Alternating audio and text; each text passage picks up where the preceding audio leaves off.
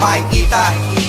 Kung pagmamasdan maririnig, kung pakikinggan, kung uunawain, maiintindihan, ito ay aralin, araling panlipunan.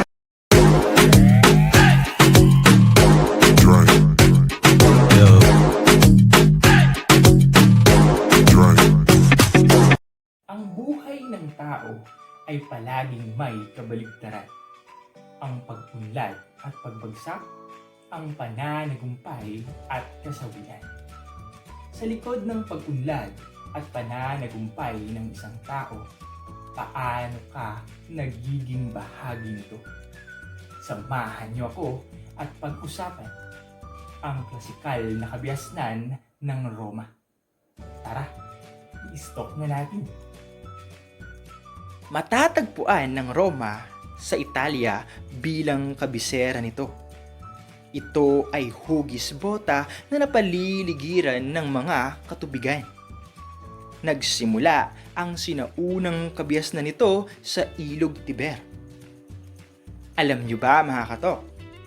Ayon sa alamat, ang Roma ay itinatag ng kambal na sina Remus at Romulus, na anak ni Mars na Diyos ng digmaan at Rhea Silvia na isang prinsesa. Sa takot ni Mars na maagaw ng kaniyang kambal ang trono, ay ipinatapon niya sila sa Ilog Tiber. Ngunit nailigtas sila ng isang babaeng lobo. Iniwan nito sila at natagpuan at inalagaan sila ng isang pastol. Nang lumaki ay napagbuklod nila ang 7 burol na bumuo sa isang lungsod na tinawag na City of Seven Hills. Subalit, hindi sila nagkasundo kung sino ang mamumuno sa burol ng Palatine. Nagtalo sila at namatay si Remus.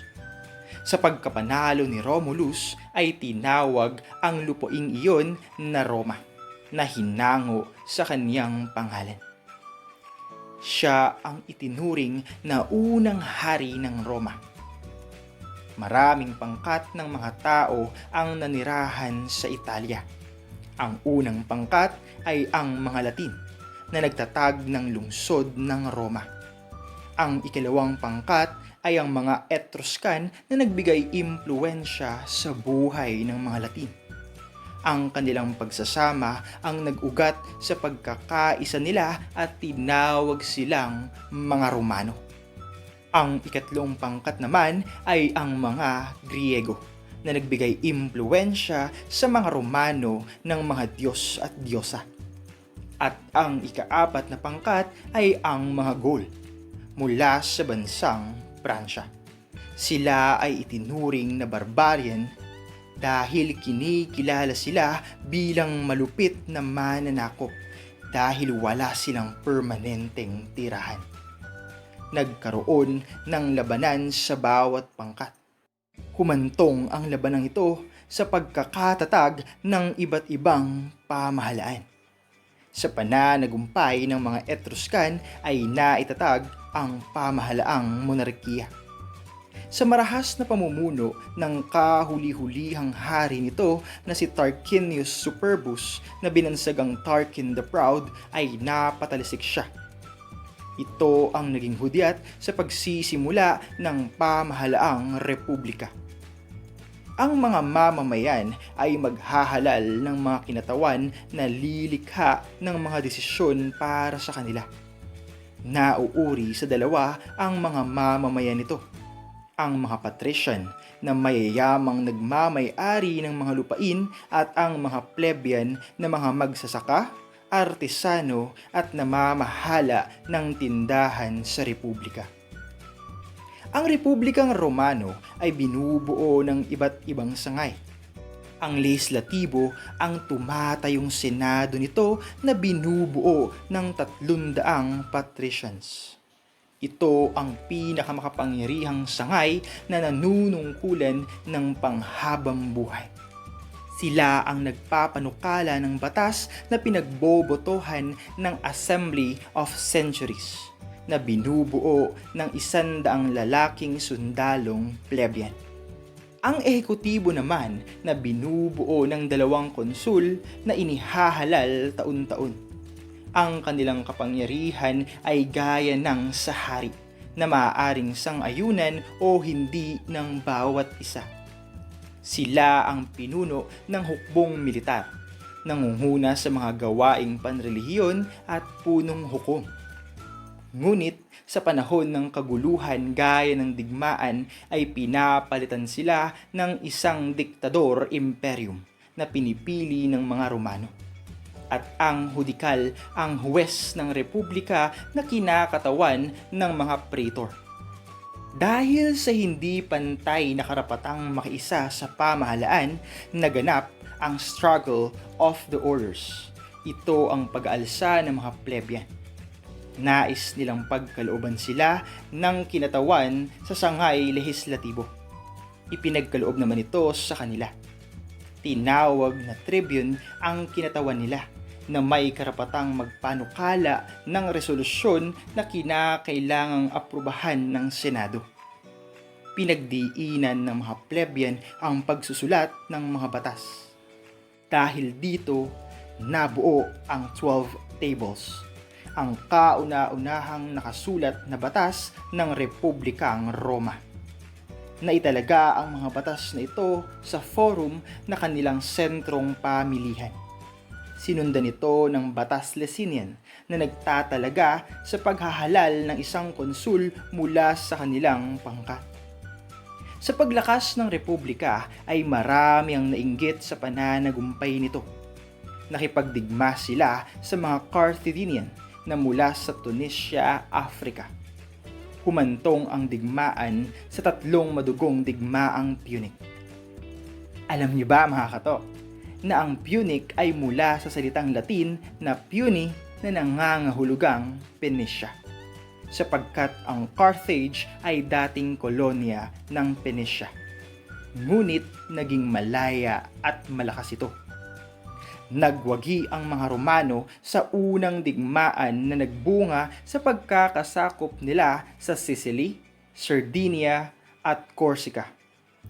Sa kagustuhang makaganti ng mga Carthaginian sa pangunguna ni Hannibal ay nauwi pa rin ito sa pagkasawi matapos maipanalo ni Scipio na tinaguriang Scipio Africanus ang mananakop ng lupain, ang labanan sa Zama, sapagkat napasakamay nito ang hilagang Afrika. Sa pagtatapos ng digmaan ay lalong lumawak ang sakop nilang teritoryo. Ngunit nagbunga ito ng positibo at negatibo. Inorganisa nila ang kanilang nasasakupan sa mga lalawigan na pinamunuan ng mga gobernador. Nag-ugat din ito sa pag-usbong ng bagong antas ng mga tao na tinawag na mga proletariat.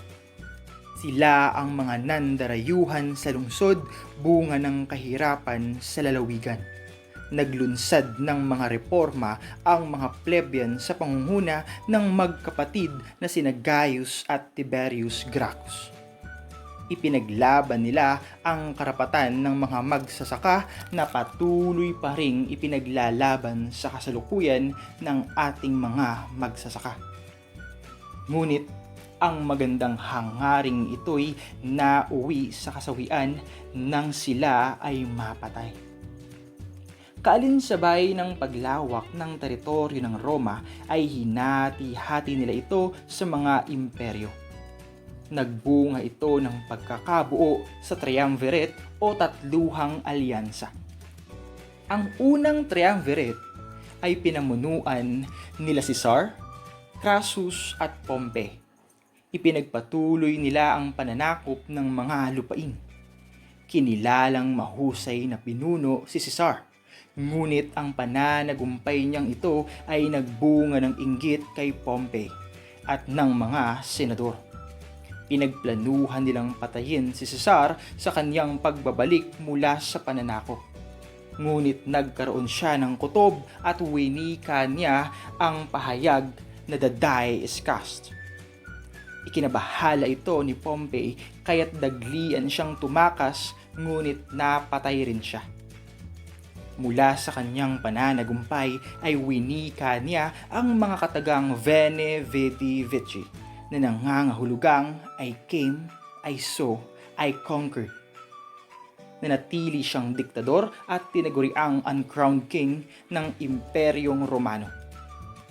Marami siyang nagawang reforma ngunit napatay ng kanyang mga kaibigang sina Brutus at Cassius, bunga ng inggit.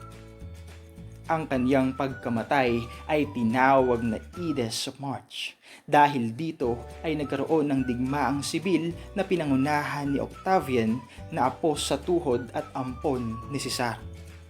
Ito ang naging hudyat sa pagkakabuo ng ikalawang triumvirate na pinamunuan ni Lepidus, Mark Antony at Octavian. Ito ay bilang paghihiganti sa kamatayan ni Julius Caesar.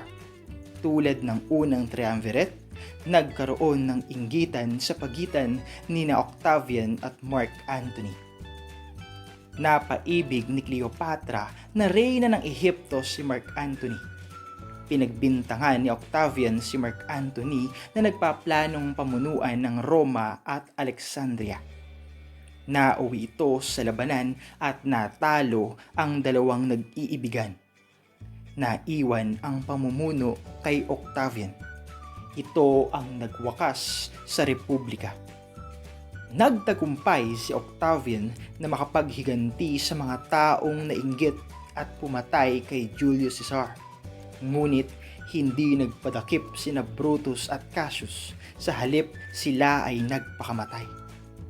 Tinagurian ang pamumuno ni Octavian bilang ginintuang panahon ng Roma na tinawag na Pax Romana. Ginawad sa kanya ang titulong Augustus na nangangahulugang kapuri-puri na karaniwang ibinibigay lamang sa isang Diyos. Sa kanyang pamumuno, siya ay kinilalang diktador, imperator o pinuno ng hukbong militar, Pontifex Maximus o pinunong pari at Princeps Civitatis o unang mamamayan. Ang sistemang itinatag ni Augustus ang nagbigay ng pagsubok matapos ang kanyang pamumuno. Nang maitatag ang dinastiyang Julian sa pamumuno ng mga emperador na sina Tiberius, Caligula, Claudius at Nero ay nagbigay ito ng kahihiyan sa Roma dahil sila ay mapaniil at masasama. Sa pagwawakas ng dinastiyang ito ay pinamunuan ito ng mga hukbong militar sa pamumuno ng dinastiyang Flavian.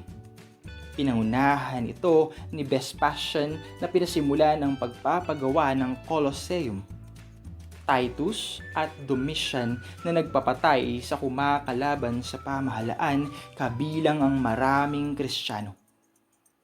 Matapos ang malulupit na pinunong ito ay ang panunungkulan ng tinaguriang 5 mabubuting emperador. Sina Nerva, Trajan, Hadrian, Antoninus Pius at Marcus Aurelius. Ngunit bumagsak ang Imperyong Romano sa pananakop ng iba't ibang tribo. Napakarupok ng tao sa pagkakaroon niya ng mga negatibong damdamin. Kapag nabalot ang kanyang puso ng inggit, siguradong hindi niya makakamit ang pag-unlad na kanyang ninanais. Paano mo ipagdiriwang ang pananagumpay ng iyong kapwa? Hanggang dito na lamang mga katok, naway may napulot kayo sa kistok na ito. Hanggang sa muli, paalam!